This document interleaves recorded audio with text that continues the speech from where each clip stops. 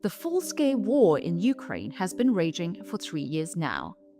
One of the defining military developments during this conflict has been the use of drones, and both sides have utilized them with devastating effect. These include the small drone operators dropping bombs on unsuspecting troops, to the Iranian-designed Shahed kamikaze drones smashing into residential buildings in Ukrainian cities. In Russia, where many people have been drafted into the military, the country has seen a labor shortage in key industries that support its war machine. One such industry is the manufacture of Shahed drones, which are now built in Russia. In 2023, reports about the people building these drones emerged, first in the Russian media, and then in an investigation by the Associated Press. The AP investigation revealed that Russian drone manufacturers had been falsely recruiting young women from a number of African countries, such as Uganda, Rwanda, Kenya, South Sudan, Sierra Leone, and Nigeria, to work in a drone factory located in the Alabuga Special Economic Zone in Russia's Tatarstan.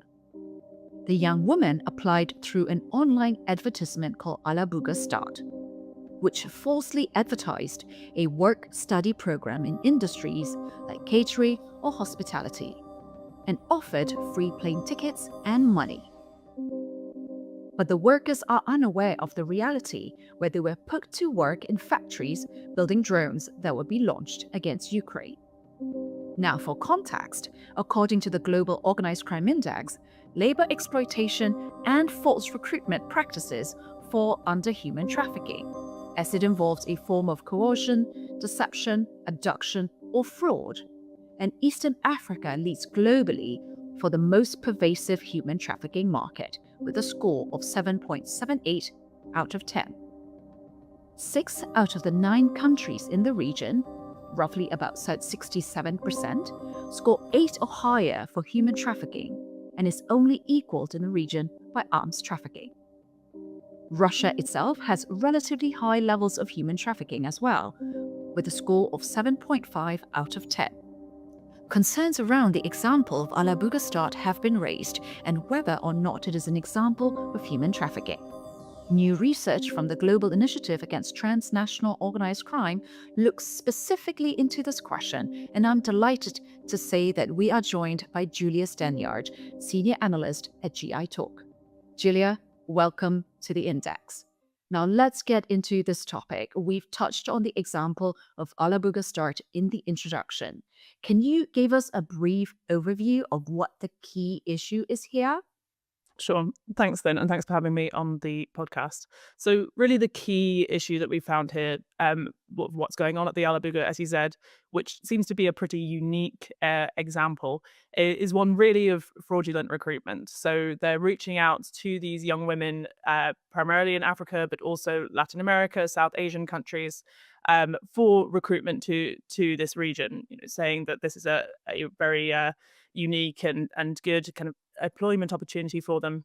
But it's not raising or disclosing the fact that actually what the vast majority of them will be doing is working at this drone production facility and directly in the production line itself, which is deceptive, by its very nature, and in a way makes these women kind of slightly party to the Russia-Ukraine conflict in a way that they're not otherwise connected to, and didn't act with informed consent.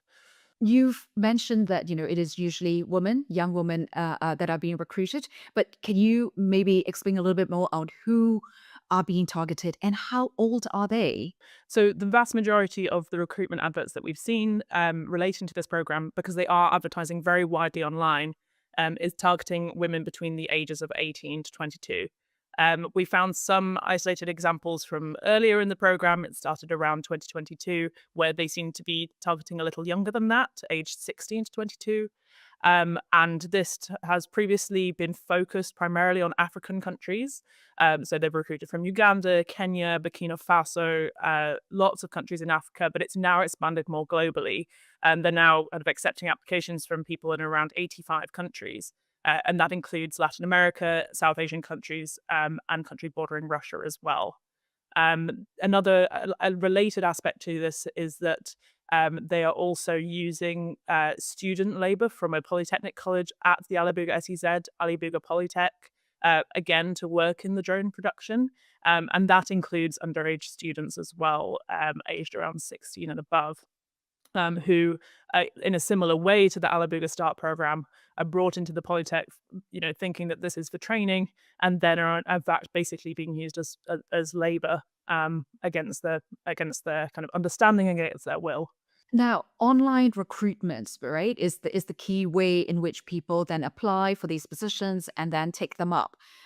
Could you describe what the advertisement actually looks like? And you also mentioned that the actual work wasn't disclosed. So, what mention is there specifically about what is involved in the job? Sure. Yeah. So it is primarily online, seems to be the major way in which they're reaching out to people. So this includes kind of setting up pages on social media, and also kind of paying influencers who have a following in various countries to advertise the program on their behalf. Kind of knowing that this is how they will reach a wide audience in the countries that they're targeting. Um, and the adverts themselves, they speak in terms of the work, they speak in quite kind of euphemistic terms about the fact that some of these are involved in like product design, or production lines and working in factories and so on, which in a way is reflective of the work that these women are doing. And then they also offer kind of other lines of work, including hospitality, catering, cleaning, and so on. Like I said, they speak in euphemistic or generalist terms, and they don't talk about the type of products that these women will be working on, which is really actually the crux of the matter here, because it really changes the nature of the work, really, if they're actually involved in a military production site. And is the recruitment emanating mostly from Russia, or are there local actors in these countries where the women are recruited involved as well? So it's a mixture. Firstly, as I said, the online recruitment, and I think another crucial point that is about the online recruitment as well is that several of their pages on social media, so this is Facebook, Twitter, Instagram, so on, were actually shut down when this issue was first raised in the Western press. So there was a big investigation on this by the Associated Press, and in response, Facebook, Twitter, and I think Instagram as well took down some of the pages related to Alabuga Start, so that curtailed their kind of it curtailed the audience that they could reach. Obviously, what they've done since then is just set up new ones, which they seem to have been able to do with relative ease, and they're advertising really openly on Twitter and so on. And they also have a big presence on other social media channels like Telegram and VKontakte, which are Russian owned. But in terms of local partners as well, they also do seem to be working with kind of intermediaries in these source countries. So this includes Alabuga recruiters going out and meeting with these people, who also bring in kind of, students, young people as recruits, and get them to meet at recruitment events. So some of these local intermediaries, they are either kind of activists, or people who are involved in groups that promote cooperation between their country and Russia, and kind of re-establishing sort of old historic links between some of these, particularly African countries, and Russia, who have relationships going back to the Soviet period. In some cases, it's been schools and universities who they're recruiting through. In some cases, it's otherwise just individuals who are involved in kind of youth empowerment, and in one case, just a kind of recruitment agency. And it's not always clear exactly how much these people know about the program. And if anything, it's from these people, we've interviewed several of them, and they said, "Oh no, we actually have no idea that it had anything to do with military production." And in a way, they're kind of sort of it seems that Alabuga's recruiters are sort of preying on the fact that these people are trying to promote, completely rightly, like youth employment within their countries, where often in several of these countries, youth unemployment is a massive issue. And they're trying to see it as it's an opportunity for these people to travel and to learn, and to get a good employment opportunity overseas. Where in fact they are kind of being hoodwinked and are being used for their access to youth population. That's both fascinating and horrifying. And let's stick to this topic around the local actors, because your research has also highlighted that there has actually been some diplomatic engagement, right, between the company that's involved and state officials from the countries where the workers are recruited from, which is really interesting finding. Can you tell us what these engagements look like, and whether these officials have any knowledge of the reality of the work that their citizens are doing? Yeah. So, in addition to kind of setting up these partnerships with local actors for recruitment, the Alabuga SEZ also invited like diplomatic officials from several of the countries that they recruit from, both in Africa and Latin America, to have meetings with them to discuss this recruitment program. And to come and tour the facilities, because it's this big, sprawling kind of economic zone like production facility outside the town of Yalabuga. There are various, warehouses, production lines, involved in this area. So there are several companies based there that also produce parts and materials, some of which are then feed into the drone production as well. So it's all this kind of big interconnected industrial site. So these people, these officials, they come and tour around the facilities where some of these migrant workers are being housed, and they're being given Russian language lessons, for example, and see where they're working.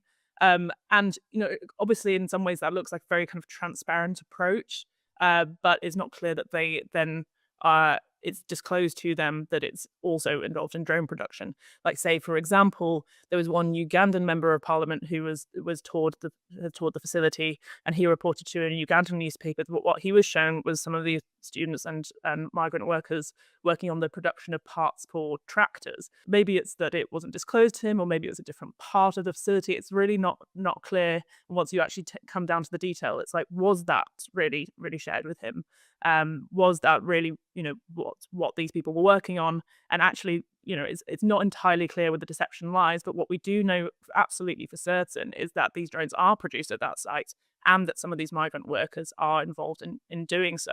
We have a wealth of evidence to prove that, both documents from within the site itself, and interviews that we've done both with some of these migrant workers who are part of the Alabuga Start program, some of the Polytech students, other sources as well.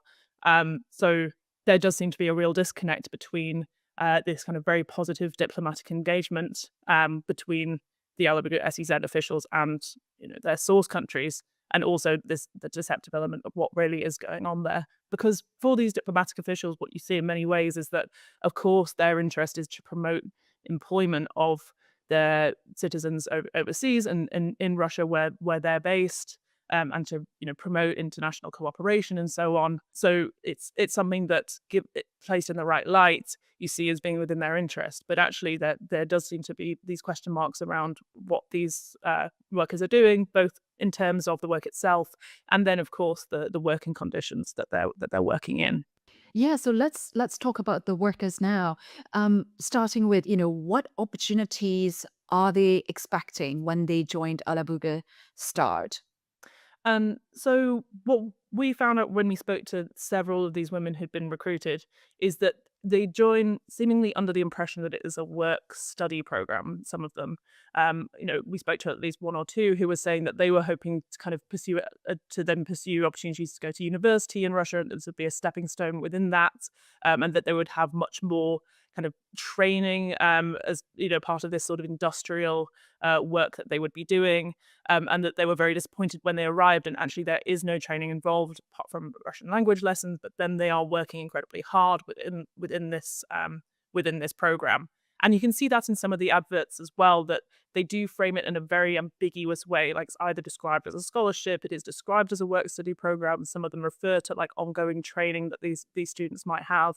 And they seem to be really playing on that ambiguity in lots of the adverts that they are doing. And it definitely, that's what people told us, that they joined on the understanding that this would be a training program. And then they get locked into something that they didn't expect. What about the day-to-day work itself? What does that look like? Is it dangerous, and are the workers treated well? So in terms of the work within the drone production itself, There was at least one person who reported back to us that they'd experienced health problems as a result of the kind of caustic chemicals that they were working with, and that was one of the reasons that they no longer wanted to be part of the program.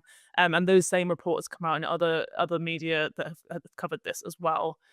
So there's the kind of the harsh conditions of working on this same production line, incredibly long hours. Some of them spoke about kind of the surveillance that they're under, in terms of the management and HR at the site, monitoring their communications and who they speak to outside. And then being a very kind of stressful environment to be in itself. And that's it seems to be the prevailing consensus among the people that we spoke to, and that also applies similarly to the Alabuga Polytech students that we spoke to. That it's described as a real as a really harsh conditions to be working under. In terms of danger, one of the kind of counterintuitive things here is that actually bringing them onto this site, it is in many ways a military target, because it is involved in the production line that goes into the drones, which are then used in the conflict in Ukraine. It's really quite central to the Russian arsenal, and as such, it has been a target for Ukrainian drone strikes in the past. So again, as I said previously, making them party to a conflict that they have otherwise no part in. Ukrainian drones struck the site back in April 2024, and that actually led to some of the African migrant workers being injured as it struck one of the residence buildings that they are housed in. It appears that there may have been also more recent attempts to strike the site as well back in December. That is due to the very nature of what they're producing there. So the risk is slightly external also to the harsh working conditions. It's the risk of being, caught up in the conflict. Yeah, a conflict, like you said, that they didn't agree to be part of. Another interesting thing in the report was also the fact that there was some form of control of worker communications. Can you elaborate a little bit more on that? Hmm. Yeah. So when we are obviously reaching out to a lot of these people, primarily online through messaging apps to try and speak to people who are working at the site, and a lot of the responses, as you might expect, were people saying that they can't talk to researchers or reporters about the site. But that goes above and beyond kind of not sharing any information about the work that they're doing. It seems to be that the management of the Alabuga site trying to keep a very, very tight hold of anybody speaking externally about the work that is going on there and the way that the site is managed. And that applies both to the Alabuga Start participants and the Polytech students themselves, who have also kind of shared complaints about that control on like whistleblowing channels and so on. So naturally, it appears that the people who are working on the drone production do have to sign some quite restrictive NDAs about what they're working on, which I guess is a given, seeing as this relates to national security. That might be what you'd expect, but it also goes above and beyond that. That they're under like strict control to not speak to anybody outside of the program about the recruitment, about the working conditions, about the relations between migrant workers and Russian workers at the site, and any kind of the negative sides of that, which seem to be extensive. So, you've talked about the fact that their communications are controlled and it can be quite dangerous, in addition to the long hours, the monitoring, the surveillance, dangerous both in terms of the materials with which they're working and also possible danger from the fact that they might become targets, right? Despite all of that, is it worth saying that workers are actually allowed to leave? Am I correct? Yeah. Not to overstate the control that is leveraged over these workers at the site. It does appear that after their initial 2-year contract that they signed to be part of the Alabuga Start program, they are able to leave. We spoke to at least one or two former participants who are now back in African countries after leaving once they decided, for various reasons, including the deception about it being a work study program, they decided that it wasn't for them. So yeah, that does seem to be the case. So, last question, and it is a burning one because there's this whole discussion around whether or not the practice of Alabuga Start, constitutes human trafficking, right? Whether this is an example of human trafficking. Can you tell us why the GI-TOC decided to investigate this question? Yeah, yeah, of course. I mean, the reason that it kind of became something that was on our radar as an issue to investigate is really that the initial reports around the program and the kind of exploitation of workers involved, had raised some questions about whether this might be a case of human trafficking of labor trafficking, and in some of the media coverage, an official from the UN human rights bodies had raised that given the nature of the information available about the program, it was a possibility, and that this should be looked into further. And really, the kind of benchmark that we're working with here is the UN Convention on Transnational Organized Crime, which is the kind of overarching piece of international legislation looking at various forms of organized crime, including specifically trafficking in persons. And that's the way that they define this in that convention, to which Russia is a party, also, it has to be said, is that this is about kind of recruiting or transporting someone either by coercion or deception for the purpose of exploitation. So it's those kind of three main factors, in a way, that it's about kind of recruitment, coercion or deception involved, and the aim of that being for exploitation. And there are definitely characteristics here at the Alabuga program, from what we found, that seem to at least go towards fulfilling some of those characteristics. These people are recruited deceptively on various levels, and it does seem that the working conditions that they're under are exploitative, and that it's for a purpose that these people didn't agree to. There are some elements of the program which aren't deceptive, which do reflect what is advertised, and in many ways, like we said, these people are eventually able to leave. So it's not that we would necessarily say it fulfills that full threshold of a case of human trafficking, but it's definitely something that we see as a cause for concern, and is definitely on some levels exploitative. Thank you for joining us on this episode of The Index, and a special thank you to Julia for being part of the discussion. You can learn more about the issue by downloading the paper, which is in the video notes.